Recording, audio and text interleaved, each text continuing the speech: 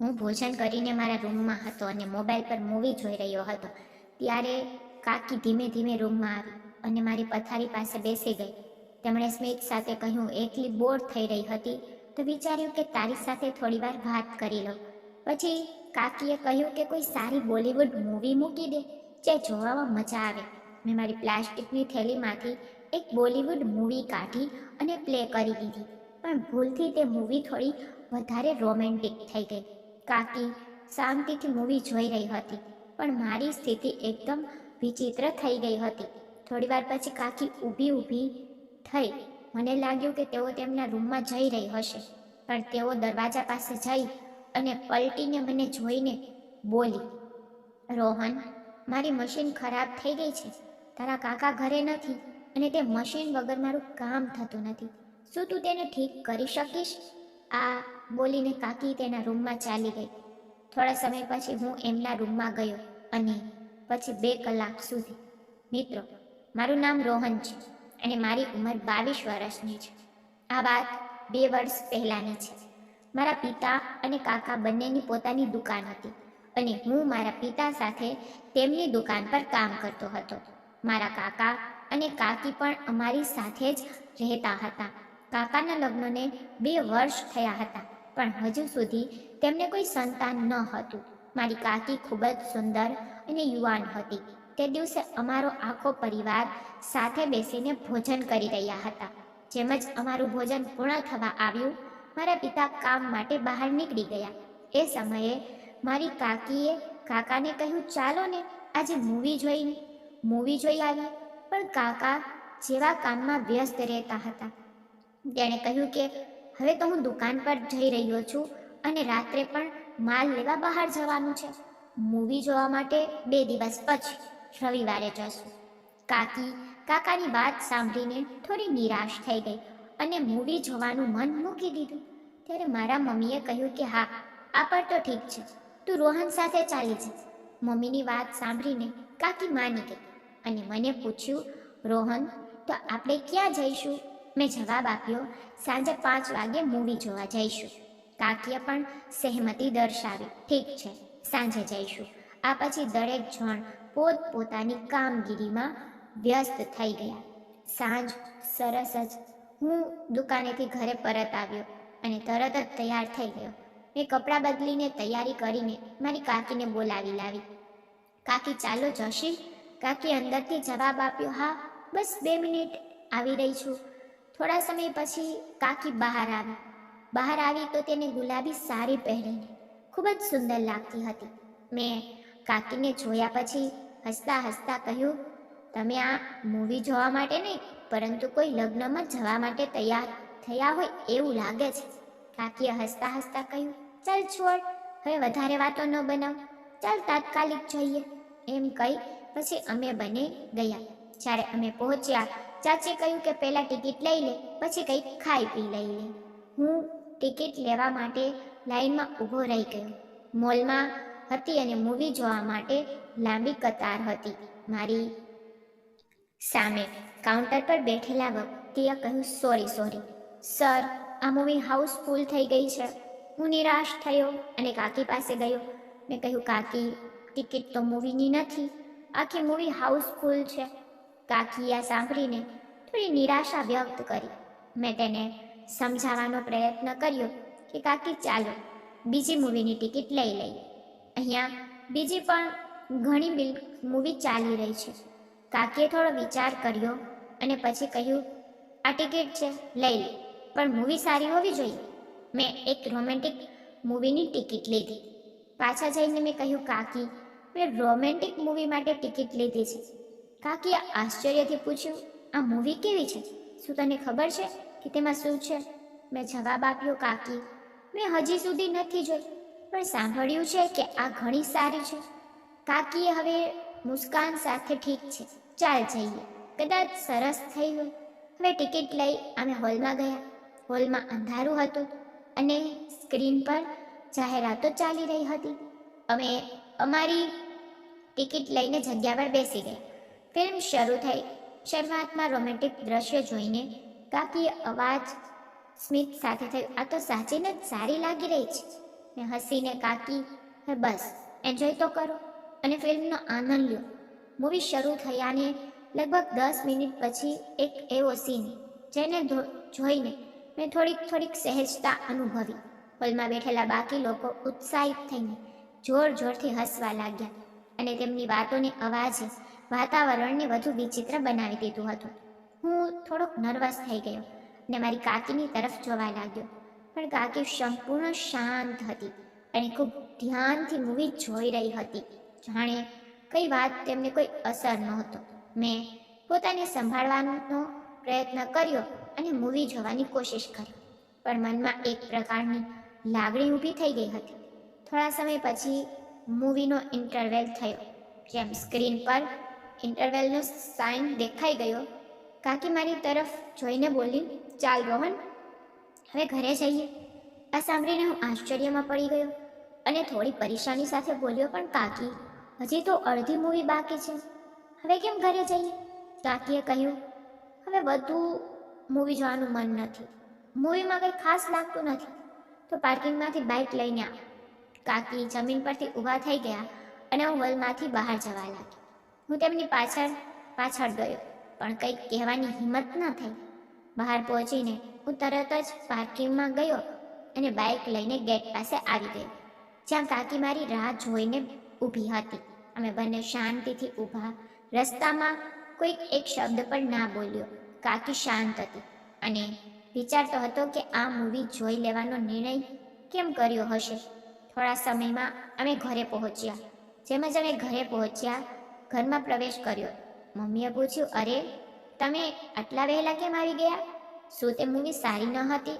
મેં જવાબ કહ્યું, અરે મમ્મી, બકવાસ મૂવી હતી, બિલકુલ મજા ન આવી. કાકીએ પણ મારી વાતમાં સમર્થન આપતા કહ્યું, હા, મૂવી જોવામાં મન ન લાગ્યું એટલે વહેલા આવી ગયા. મમ્મીએ અમારી વાત સાંભળી અને કંઈક આવ્યા વિના ત્યાંથી ચાલી ગઈ. કાકી પણ એમના રૂમમાં ચાલ્યા ગયા. હું બહાર ફરવા ચાલ્યો ગયો. થોડા સમય પછી હું ઘરે પાછો આવી ગયો અને ટીવી જોવા લાગ્યો. રાતે આખો પરિવાર ઘરે આવી ગયો. બધાએ સાથે ભોજન કર્યું અને પછી પોતપોતાના રૂમમાં સૂવા ગયા. હું પણ મારા રૂમમાં ગયો, પણ હું નીંદ આવતી નહોતી. હું બેડ પર પડેલો હતો. રાતના લગભગ 10 વાગ્યા હશે. અચાનક મારા કાકી મારા રૂમમાં આવ્યા. તેમણે ધીમે ધીમે પૂછ્યું, રોહન, સૂઈ ગયો? મેં જવાબ આપ્યો, ના કાકી, હું જાગું છું. કાકી હવે મુસ્કાન સાથે બોલી, તો શું હું તમને કહું? મેં કહ્યું, મેં કશું જ કહ્યું નહીં. કાકી મારી નજીક આવીને મારા બેડ પર બેસી ગઈ. તેમની આજથી અસ્વસ્થતા અનુભવા લાગી ગયો. એ સમયે અચાનક તેના ફોન પર કાકાનો વિડીયો કોલ આવી ગયો. કાકીએ કોલ ઉઠાવ્યો અને કાકા સાથે વાત કરવાનું શરૂ કર્યું. કાકાએ પૂછ્યું, તમે ક્યાં છો? કાકીએ થોડી શરમ સાથે કહ્યું, રોહનના રૂમમાં છું. કાકાએ આશ્ચર્યથી પૂછ્યું, ત્યાં શું કરી રહી છે? કાકીએ તરત જ જવાબ આપ્યો, રૂમમાં જોયું કે રોહનની લાઇટ ચાલુ છે. મને લાગ્યું કે આ લાઇટ ચાલુ રાખીને સૂઈ ગયો હશે, એટલે જોવા આવી ગઈ હતી. કાકાએ કહ્યું, ઠીક છે. કાકીએ પણ વાત પૂર્ણ કરવા માટે કહ્યું, હવે હું મારા રૂમમાં જઈ રહી છું, ત્યાં જઈને વાત કરશું. આ પછી કાકી થોડીક મારી પાસેથી દૂર થઈ ગઈ અને તેના રૂમમાં જઈને ફરી કાકા સાથે વાત કરવામાં વ્યસ્ત થઈ ગઈ. કાકાએ તેને જોયું અને કહ્યું કે તમે બહુ સુંદર લાગી રહ્યા છો, જો નજીક હોત તો ખૂબ પ્રેમ કરત. આ બધું મેં સાંભળી લીધું અને મને એ સમજાઈ ગયું કે કાકી હવે તેમના રૂમમાં કેમ જઈ રહી હતી. જ્યારે કાકી તેમના ઓરડામાં ગઈ ત્યારે મેં મારી ઓરડાના દરવાજાને બંધ કરી નાખ્યો અને સૂવાનું નાટક કરવાનું શરૂ કર્યું. મારું મન શાંત ન હતું. જે કંઈ મેં જોયું અને સાંભળ્યું તે મારી અંદર એક બેચેની પેદા કરી રહ્યું હતું. જે કંઈ જોયું અને સાંભળ્યું તે મારા મનમાંથી જતું ન હતું. આખરે મારી સાથે વધારે સહન ન થયું અને હું ધીમે ધીમે કાકીના રૂમની તરફ ચાલ્યો ગયો.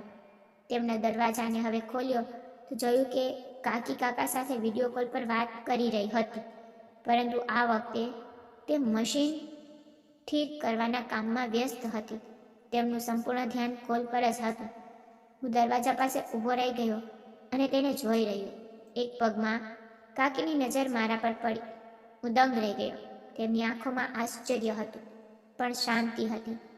મારી પાસે કોઈ બોલવાની હિંમત જ નહોતી. હું તરત જ મારા રૂમમાં પાછો આવી ગયો. મારું હૃદય જોરથી ધબકતું હતું અને હું શરમ અનુભવી રહ્યો હતો. બેડ પર પડ્યો અને ઊંઘવા માટે નાટક કરતો રહ્યો, પણ મારું મન શાંત ન હતું. આગલી સવારે નાસ્તા માટે બેઠો હતો. પપ્પા અને કાકા દુકાન માટે નીકળી ગયા હતા. મમ્મી રસોઈમાં વ્યસ્ત હતી અને કાકી મારી સામે આવીને બેસી. તે હવે મારી તરફ જોયું અને પછી, રોહન ગઈકાલે રાત્રે મારા રૂમની પાસે શું કરી રહ્યો હતો? એમનો આ પ્રશ્ન સાંભળીને લાગ્યું કે મારી પાસે જવાબ ન હતો. હું ફક્ત મારી પ્લેટ તરફ જોઈ રહ્યો હતો. નાસ્તો ઝડપથી પૂરો કર્યો અને ઉઠીને બોલ્યો, મારે દુકાન પર જવું છે. કાકી મારી પાછળ જોઈ રહી હતી, પણ મેં તેમના પ્રશ્નથી બચવાનો પ્રયાસ કર્યો. ઘરમાંથી ઝડપથી નીકળી ગયો અને દુકાન તરફ ગયો. મારી અંદર કાકીની મુસ્કાન અને પ્રશ્નો ઘૂમતો રહ્યો. સાંજે જ્યારે બધા ભોજન માટે સાથે બેઠા હતા, ત્યારે કાકાએ કહ્યું કે તેમના એક મિત્રના લગ્ન છે અને તે બીજા શહેરમાં રહેશે. કાકાએ નક્કી કર્યું કે તેઓ બીજે દિવસે તેમના મિત્રને મળવા જશે. બીજે દિવસે પપ્પા દુકાને ગયા અને કાકા તેમના મિત્રને મળવા ગયા. હવે ઘરમાં ફક્ત હું, કાકી ને મારા મમ્મી જ હતા. દિવસ સામાન્ય રીતે પસાર થયો. બપોરે કાકીએ કહ્યું કે મને બજારે જવું છે. થોડો જરૂરી સામાન લાવવો પડશે. શું તું મારી સાથે આવીશ? મેં તરત જ કહ્યું કે હા કાકી, હું બાઇક લઈ આવું છું. મેં તરત જ મારી બાઇક બહાર કાઢી.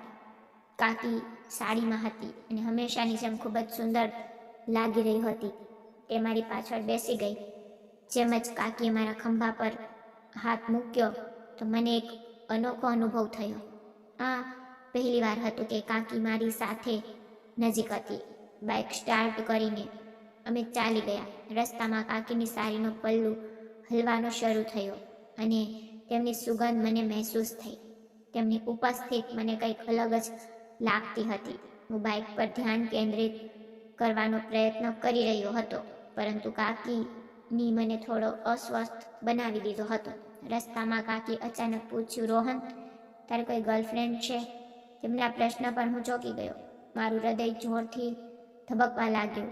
હું બોલ્યો, નહીં કાકી, મારી કોઈ ગર્લફ્રેન્ડ નથી. કાકીએ હસીને કહ્યું, અરે તું એટલો સીધો સાદો છે, તોર પર કોઈ તારી પાછળ નથી પડી? જવાબ માત્ર હસીને કહ્યું, નહીં કાકી, મને આ બધી બાબતોમાં ક્યારેય રસ નથી. તેમની વાતોથી વાતાવરણ થોડું સારું લાગતું હતું. હું હવે થોડીક આરામદાયક લાગણી અનુભવી રહ્યો હતો. બજારમાં પહોંચીને અમે જરૂરી સામાન ખરીદ્યું અને ઘરે પાછા આવી ગયા. ઘરે પહોંચતા જ તેણે સામાન મૂકીને મારી તરફ હસીને કહ્યું, થેન્ક યુ રોહન. આજે જો તું ન હોત તો મને આ બધું લાવવા માટે ઘણું મુશ્કેલ થતું. મેં હવે મારા રૂમ તરફ ચાલ્યો. રાત્રે લગભગ 8 વાગ્યે હું ભોજન કરીને મારા રૂમમાં સૂતો હતો અને મોબાઈલમાં મૂવી જોઈ રહ્યો હતો. સંપૂર્ણ શાંતિ હતી અને હું મારી દુનિયામાં વ્યસ્ત હતો. ત્યારે દરવાજા પર ખડખડાટ થયો. મેં માથું ઉઠાવ્યું તો જોયું કે કાકી દરવાજા પાસે ઊભી હતી. તેમણે હસીને પૂછ્યું, શું કરી રહ્યો છે રોહન? મેં સ્ક્રીન પરથી નજર હટાવતા કહ્યું, કંઈ ખાસ નહીં કાકી, મૂવી જોઈ રહ્યો છું. મેં થોડું આશ્ચર્ય સાથે પૂછ્યું, કાકી, તમે અહીંયા શું કરવા આવ્યા છો?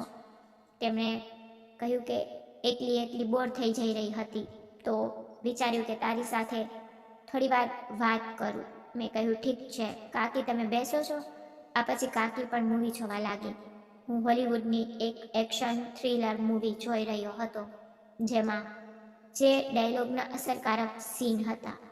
થોડા સમય સુધી કાકી સ્ક્રીન પર ધ્યાનપૂર્વક જોતી રહી. પછી બોલી, રોહન, આ કઈ મૂવી જોઈ રહ્યો છે? કંઈ સમજમાં નથી આવતું. હું હસીને બોલ્યો, કાકી, આ હોલિવૂડ મૂવી છે.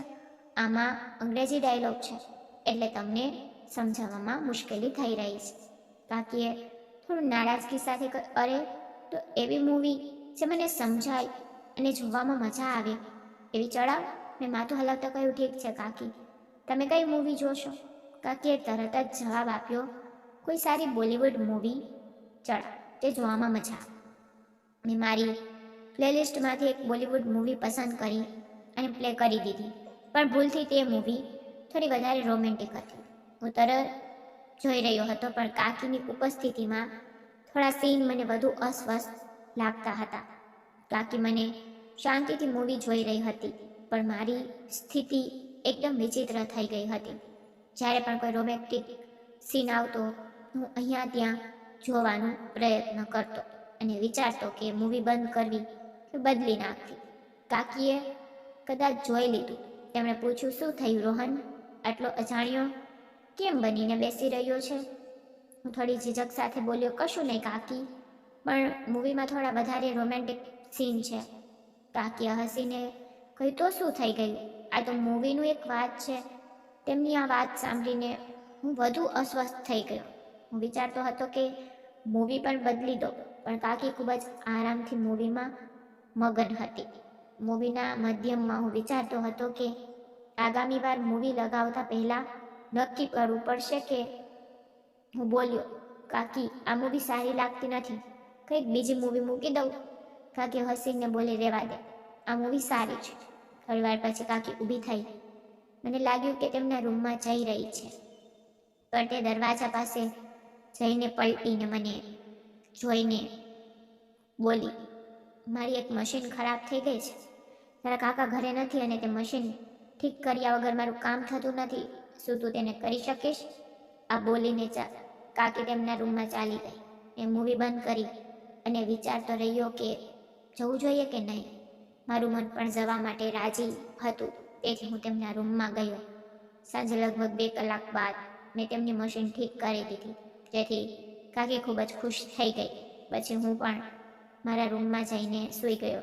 મિત્રો, વિડીયો ગમ્યો હોય તો વિડીયોને લાઈક કરવાનું ભૂલતા નહીં અને આવી બીજી સ્ટોરી માટે ચેનલને સબસ્ક્રાઈબ કરી લેજો.